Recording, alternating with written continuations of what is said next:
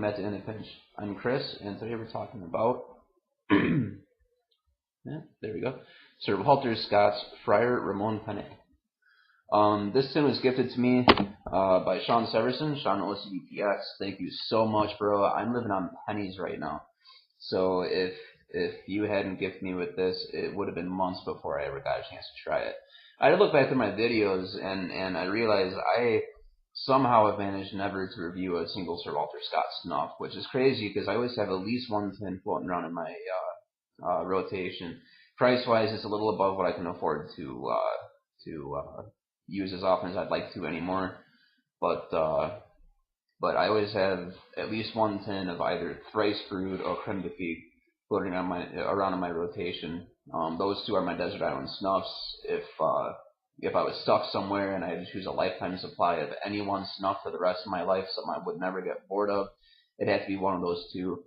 So now realizing that I have not done a single Sir Walter Scott's review, I'm gonna have to go back and do those two. But for now, because so far I don't think anyone else has put a review up, I might have been first.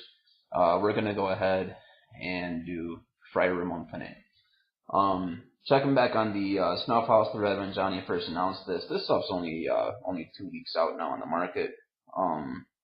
And again, Sean, if Sean hadn't given me with this, it would have been months before I got a chance to try it. It's really good stuff.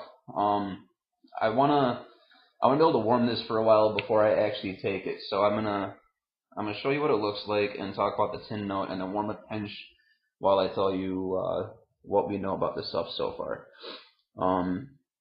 The camera is not especially cooperative. There we go. Hey. Alright, so as you can see, it's a really dark brown, almost black, but not quite. It's about the color of about the color of the coffee I brew in the morning, actually, with some lighter flecks in it. It's coarse ground, definitely coarse, and the moisture, I would have the same trouble describing the moisture as I would for thrice brewed. It's not moist, like as in wet, but it's sticky almost, like resiny, if you will. So I'll call it a medium high moisture, but if you haven't had one of these Sir Walter Scott snuffs, you won't know what I'm talking about till you try it. The tin note, yeah, see, it's deep, it's leathery, it's syrupy. That's the wrong word. Resiny. I'll say resiny, and slightly sweet in a very low key organic kind of way. I'm gonna take a pinch to warm it, and I'm gonna beg you to please not follow my example. You should never stick naked fingers into really any artisan snuff, but in particular Sir Walter Scott snuffs. His snuffs are especially great mediums for molds and fungi, and sticking your nasty naked fingers into it probably gives you pretty good odds of growing some mold.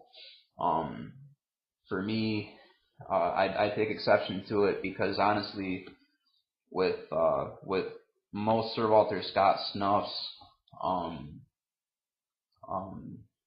and all of Old Mill snuffs, and any of the artisans that I've had and liked, I have very little restraint for, so it's not going to stick around in my possession long enough to grow anything. Anyways, so here's the naked finger pinch you're really not supposed to take. I'm not worried about it, honestly. This will be gone in a week and a half, so. So here's what Johnny posted on Snuff House. I'll read it directly from his post instead of I guess I could have pulled it off from Mr. Snuff, but I'll read off the Snuff House thread. He describes it as a slightly moist, gross or coarse milled Indian cheroot tobacco, fermented with a concentrate of leaves boiled with Maldon sea salt and lightly cased with a tincture of tonka beans and vanilla pods. Named after the poor anchorite of the Order of St. Jerome, who accompanied Christopher Columbus on his second voyage to the New World in 1493, and on his return in 1498, is credited with introducing to Europe the habit of snuffing ground tobacco, which he had noticed amongst the Taipo and Carib peoples of the Lesser Antilles. Further down the thread, Snuff Villain chimes in and says, first of all, that he was among the Taino, not the Taipo. So that was probably, ironically enough, a typo. He went down there to learn their language and to evangelize. And the book he wrote about his experiences was allegedly the first book ever written by a European in the States. So I don't know. Some of you will think that's interesting. Some of you won't. I'm kind of a geek. I think it's cool. So anyways, this pinch has been warming a good while. I'm going to go ahead and sprinkle myself out a boxcar here. Alright.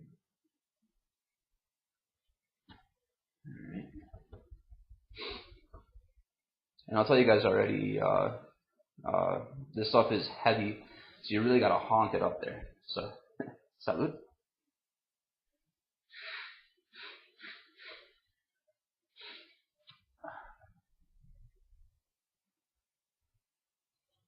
Yeah, the weight of it to me actually almost feels like taking a schmaltz. Not the texture, but I'm just saying how hard you have to honk it up, and then still it only goes right about here, so it lands right where it's supposed to. In the nose, these are the kind of scents that are really best appreciated outside. I can tell you what hits me first right off the bat is this deep cocoa and fig, but not like it's cased with fig, but this like, I don't know how else to describe it, but like a cocoa and fig. And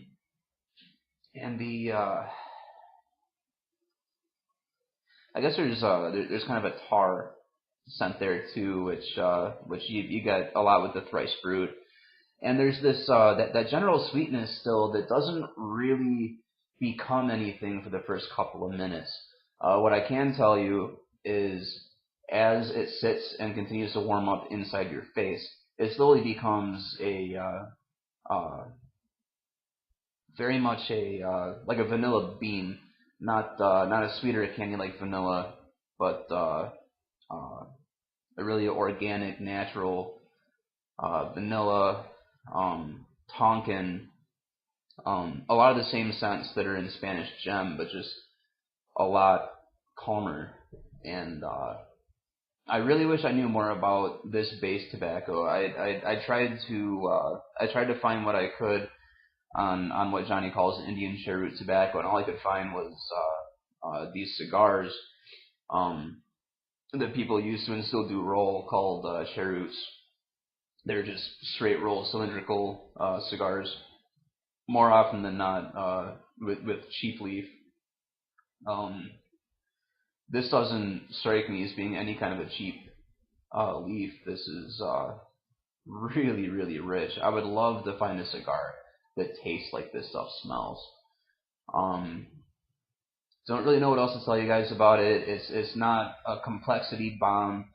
It's simple and straightforward and bold and rich and relaxing, and it's the kind of pinch that just makes you want to sit back and enjoy silence, if that makes any sense. So that's all I really got. There is a back drip eventually to it, and some of you will love it, some of you will hate it. It's spicy, syrupy back drip. I like it. It's the same back drip that I get from, again, the thrice brewed and the creme de figue. I like it a lot. That's also the only point at which I get any nicotine from it, is in the back drip. But this isn't one to take for nicotine anyways. Now, if you do, when you get the back drip, it's a lot of nicotine, but this is one to take strictly for the scent. And if I had the restraint to do so, that's what I would do with it. I would take tiny, tiny pinches when I was going to go out for a walk, because I could just live with this smell in my nose. But I don't have the restraint. This stuff's going to be gone really fast. Anyway, so yeah, I guess I have nothing else to say about it. So That's what it is. Sean, thank you so much for sending me this.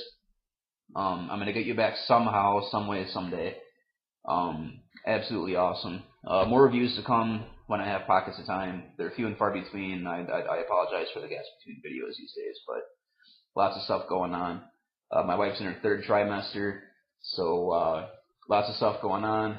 Lots of stuff to get ready for, and yeah.